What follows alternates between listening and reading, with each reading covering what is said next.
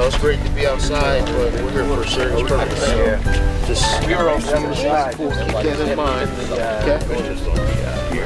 How you doing? Hey, what's up, man? How about you? Good to see you. What's up, man? How are you? See you. Sorry I couldn't see you. Hey!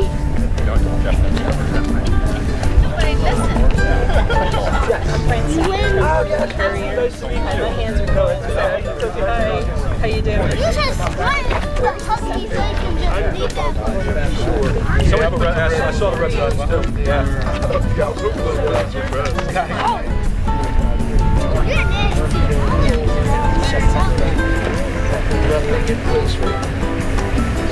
I'm not really from this area, so that's constantly finding out stuff anyway. Morning, how are you? Ready for it? So yeah, I usually go from the other side. You know the shortcut. This is one of the neighbors. They're right on the other side. This township, he asked about it. You know? Hey, guys, we're gonna get started in about 15 minutes. Unfortunately, some of the people got lost trying to find it. So anybody who's cold, like, feel free to just warm up in your car for a few minutes, and we'll give you the signal when we're ready to get started. So we'll make sure nobody misses anything. About five graves here. Oh, it's estimated somewhere between 50 and 150. Wow. Early estimates were at 50 because there's a lot more down in the southern end. Everywhere where you see a little white or orange flag, Okay. that's where the headstones have been found. Wow. Some of them are just simple, you know, flat rocks, all the way up to actual stones. Wow. Yeah, no clue this was here. This is really neat. It's a little path, a little ways. This township has some neat things. I've been in the bunker. When we had the bunker open, I guess 4 or 5 years ago, over in the park. There's an underground bunker where they, they built it for, the man built it for his workers for the chainsaw company. In case it was like World War II, they got bombed. They can all go there, and it's large. It's large. Wow. No, I've never even heard about that. Yeah. There's one on the. There's 2 of them over there. I would think What is that? That's the 4th out of Massachusetts, and I think most of these people who are buried here, Let's see. Yes, there you go, sir. All right. The 54th and 55th Massachusetts Regiment were the first 2 black regiments in the Civil War. That's right. And so this is... Yes, the rededication. This is the original article. Wow. And we thought the contractors said that they would keep this place up. well, we'll make sure they do, Reverend David. Well, And Harry and I, that's something we can That's do. what we can do. Harry and I try to be a team anyway. That's right. And Eric, you heard us. We're gonna, because the developer has gone since left. Thank you. So that doesn't happen. So we can make it happen, Senator. Oh, absolutely, Reverend Where's David. There's the commissioner over there. Yeah, well, Terrence is here somewhere. Yeah, there he is. Yeah. We're going to make sure it happens. Okay. And you all know the history of the 54th and 55th, right? I'm a historian. I used to teach African American history for 25 years at Westchester. And these were 2 black regiments out of Massachusetts. But African Americans from throughout the Northeast were part of those regiments. They fought very valiantly. They're very famous, and there's a number of books about the 54th and 55th.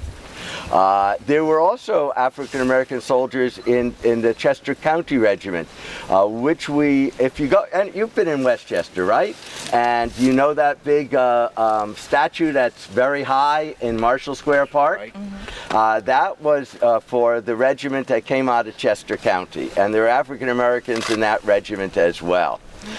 So the African American presence in the Civil War was there, and it was actually two fights. It was a fight for black freedom as well as a fight for freedom of the nation in terms of the fight against slavery. You knew this existed, I'm sure. I knew it existed, but I'm thinking over in Urshelton, the old one. But this is my first opportunity to be here on this site. Yeah, and I didn't know, you know, and a number of the students I taught history to, we researched some of the cemeteries, and no one came up with this one either. Was there a church that was affiliated? There was a church here, and I have the papers to show. Oh, you do? Oh, yeah. I still love that hat here, man. there was a church here, and this was our graveyard for Hutchison Memorial, but because... This was Hutchinson? Hutchison, oh, yes, original church for Hutchison Memorial in Coatesville. And then we moved into Coatesville, there at 6th and Merchant Street, built a little church there, and finally we built that historical church that's in Hutchison. Now the denomination, I mean, you know, there's a difference between the UMA and AMA. There is. And I used to ask the only white guy who ever knew the difference. I know you used to say How you studied it, Senator. But tell people, because I think the UAMA Church in Chester County has a great history. You know it better than anyone else. Yeah, well, the UAME Church doesn't really get the dues that they should. For instance, we're 202 years old. The AME Church is celebrating their 200th. Yeah. No, their 200th year. That's right, 1787. This year, and because we were originally called the Union Church of Africans, and then we changed our name twice. And we are now the UAME Church, which is Union American Methodist Episcopal Church. And the AME Church, for also has a glorious history in Chester County, because the third church of the AME movement, it started with Mother Bethel, as you know. Yeah. Well, you were in class one time with me. It started with Mother Bethel, which is a church in Philadelphia, but the third UMA church was here in Chester County. It's the one that's in Westchester, and Bishop Richard Allen, came out for the dedication of that church. And the other famous church, of course, is the one in Smith, Linwood Smith, which is an AME church. I think it's AME, is it not? It is. It's AME. In Atglen, where in the basement of the church they have the original doors, actually, of the first church, and there was what was called the Christiana Riot, where in the 1857, I think, where African Americans protected someone who was enslaved and risked the in order that someone be not returned to slavery. Yeah, the senator mentions that they have the original door. They have the original door only because some slave hunters came up to get the slaves, shot the door, and just blasted it terribly. And they kept that. They didn't get the slaves, though. There's another church, though. I'll tell you this. And to mention Richard Allen, yes. You know, there's going to be a dedication at Reverend Smith's church on March the 13th. I didn't know that. There's going to be a stamp. Oh, yeah, I do. So He sent me an invitation. We'll That's be right. yeah, you and I are both going to be there. Could I ask you a question? Yeah. Where did the Hutchison name come from, and were they originally from this area? Yes, the people were originally from this area.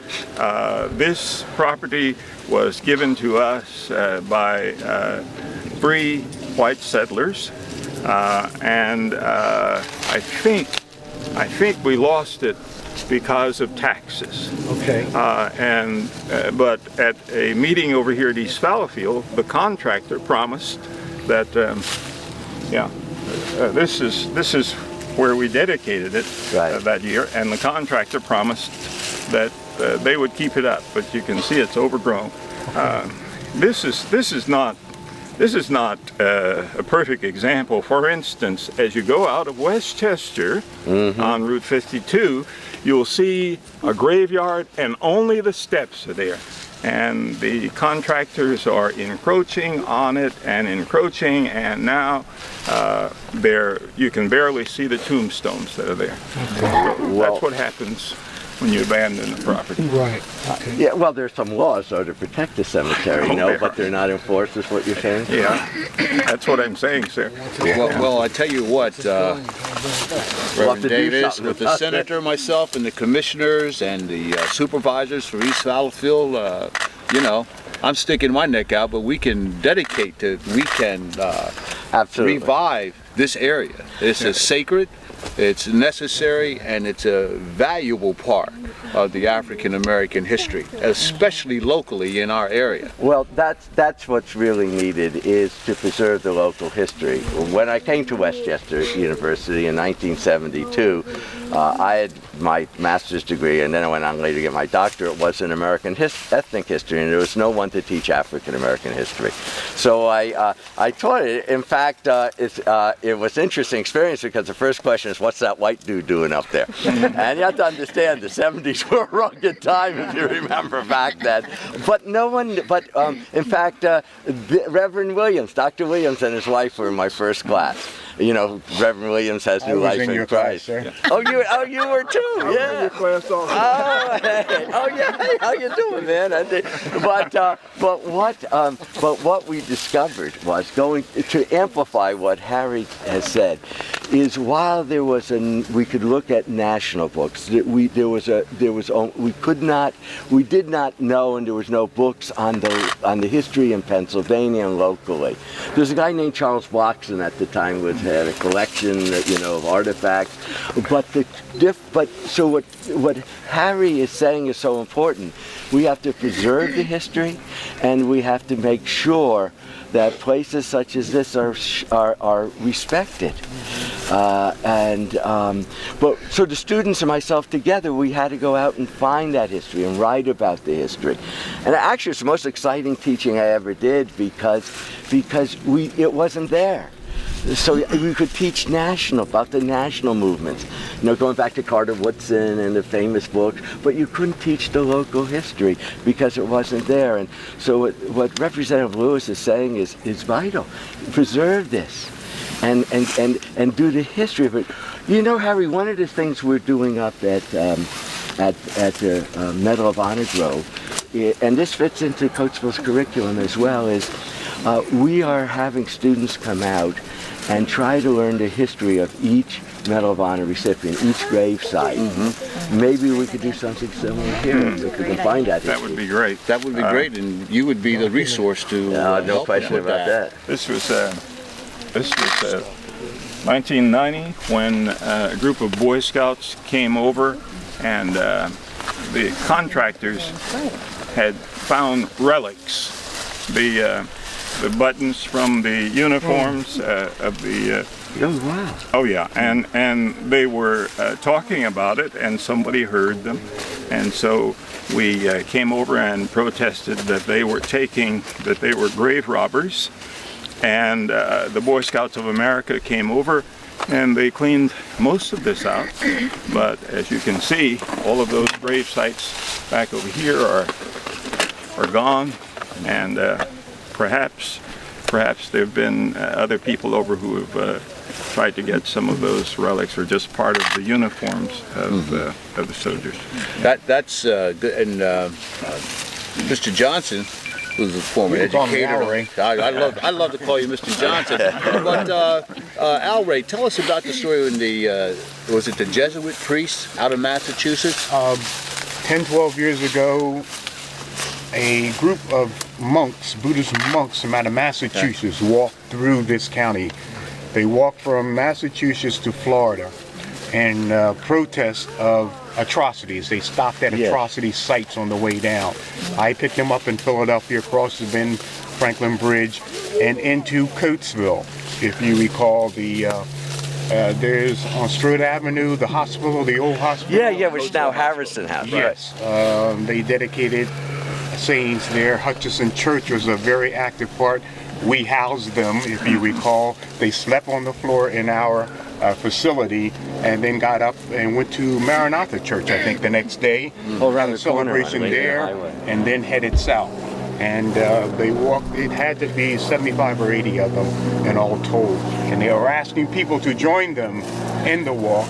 They walked to Florida, caught a ship, a boat, to the islands, and then over to Africa, back to the sites of where most slaves were being sold and shipped back to America. So that's my input. You actually have that documented, though, when you came yes, out when here they and came, couldn't yes. find the site and this Correct. type of We thing? were here at that time too, 10, 12 Wow. years ago at least, but yes. Yeah, this is history at its best. I mean, other stories. Come on, other stories people want to share. Yeah. I'm wondering why I had a sense of deja vu. Yes. I took these photos 26 years ago. And remember, there's my mentor. There's Representative Morris. With yourself. I'm Sam Morris. Yeah, I think I had on the same hat. Get everyone's attention. We're gonna go ahead and get started. Could I have Mr. Billy Reeves come up? He's gonna lead us in a song. Okay. We have a good choir here. I see we have some good singers here. And Daddy, she's holding a picture. So I want you to help me with this. And this journey is just starting, but we're going to take it by faith. We're going to move forward by faith. And we just want to sing. We come this far by faith right now. So if you know it, please join in with me. We've come this far by faith, leaning on the Lord, trusting in His holy word. He never failed. He's never failed me yet. Singing, whoa, can't turn around. We come this far by faith. Can we sing it one more time? We've come this far by faith. We're leaning on the Lord. We're trusting in His holy word. He never failed. He's never failed me yet. So I'm singing, whoa.